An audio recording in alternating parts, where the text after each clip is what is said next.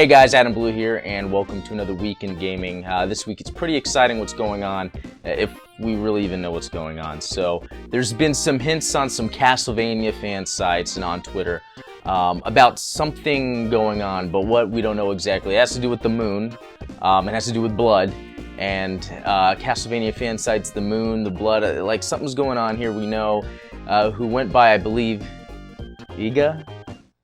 IGA?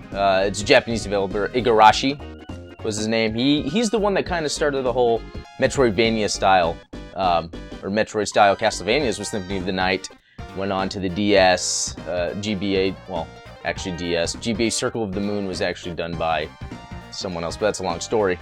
Anyway, so, you know, with all the stuff going on with Konami, Iga had left Konami. They wanted him to just work on mobile games, and he didn't want to do that. And he talked about wanting to do a Kickstarter, wanting to kind of bring back a spiritual successor to the Castlevania games, his style of Castlevania. During PAX Prime last year, I think it was, he actually, I guess, they put out some like advertising hinting on a game coming out or something. I don't know, it was very cryptic to me, so I didn't really pay too much attention. Anyway, some more hints and things came out over the past week. One was to go to sorterwhip.com. You get there and you see some Castlevania-styled pixel art of a sword or a whip, and you click whatever one you want, and then a kind of Iga Dracula portrait kind of appears with some text that you'd find in Symphony of the Night or something. Just with kind of more like hints and teases of something coming. And, you know, we're all, you know, the gaming community and these Castlevania fans, me included, wondering what's going on. Is this a fan thing, or is this a real thing that's going on? Is Igarashi starting a Kickstarter to bring back a 2D side-scrolling Metroidvania with the look of Castlevania, but his own universe? And that would be incredible, it would be amazing. So their first hint was something would be announced at the full moon, which was actually on Monday, and then it said something about 9 days or something like that, or 7, I forget what they said, but something's going to be announced next week, and that's what I'm really waiting for. I mean, yeah, all these little hints are fun, but let's just cut to it. Let's just get to the game. I'm really excited to see what this guy has to show. A Kickstarter for a new Castlevania, well, not Castlevania, but a Castlevania-style game. I'm excited. I can't wait to see what that's all about. All right, next up now, you might not believe me. This probably would be hard to believe, but a new Assassin's Creed will be announced on May 12th. Yes, a new one. I mean, there's one every year, so of course there's going to be a new one.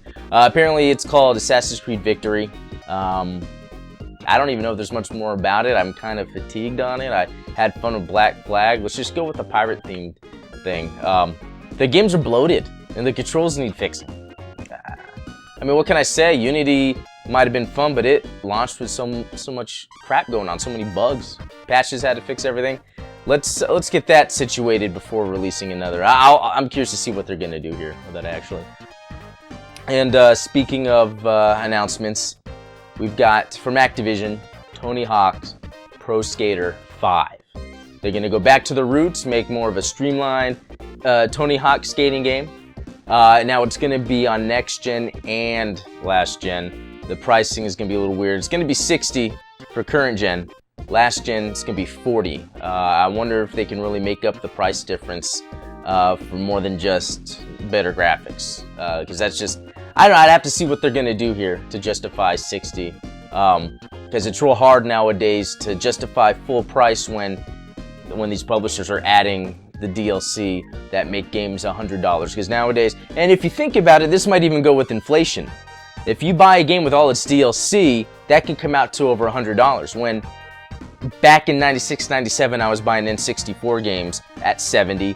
Back in the early 90s, the Final Fantasy games on Super Nintendo were $70. So if you think about it, a video game could cost $100 today, and it almost does with DLC. So I'm kind of arguing with myself here. Maybe the $60 for the Tony Hawk is not bad.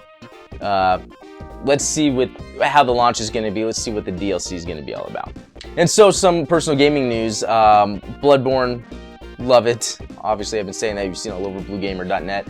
I've now gone into Dark Souls on 360, I'm enjoying the heck out of that. Getting through that's a little easier. Played Dark Souls 2 on PS4, and it's fun, it's cool, but it's not as atmospheric as playing something like Dark Souls or Bloodborne. But I'm gonna finish Dark Souls before I totally dive into Dark Souls 2, and I will be sure to update on my blog or on a video of what I think of Dark Souls 2. But I'm enjoying these series of games. I really am. I think this year for gaming, for me, has been awesome. Going through the Zeldas I missed, now playing the Dark Souls games when I originally thought I could never play them. But they're a lot of fun, and I do recommend giving them a shot.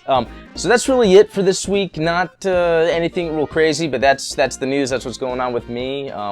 Thanks for watching, guys, and I'll talk to you later.